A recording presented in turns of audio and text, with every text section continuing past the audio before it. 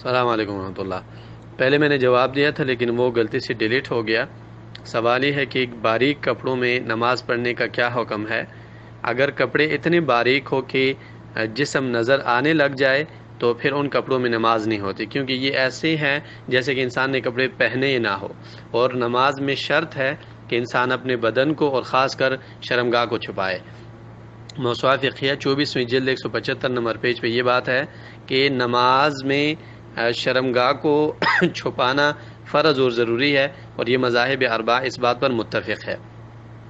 اور قرآن کریم میں بھی اللہ تعالیٰ نے حکم دیا ہے کہ خذوا زینتکم عند کل مسجد، آپ جب بھی نماز پڑھنے کے لیے جاتے ہیں تو آپ جو ہے لباس کا استعمال کریں، اور خاص کر شرمگاہ کو چھپانا بہت ضروری ہے۔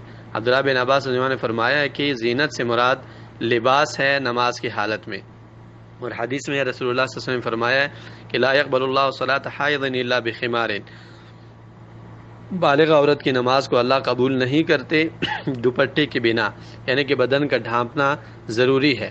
اگر انسان نے ایسا لباس پہنا ہو جس میں جسم نظر آئے تو یہ ایسا ہے جیسے کہ انسان نے لباس پہنا ہی نہیں ہے، اور اس بات پر فقہا متفق ہے کہ جس انسان نے لباس کا استعمال چھوڑا قدرت کے ساتھ، طاقت کے ساتھ، اس انسان کی نماز صحیح نہیں ہوتی، اور لباس کا چھوڑنا اور ایسا لباس پہننا جس میں جسم نظر آئے یہ دونوں برابر ہے۔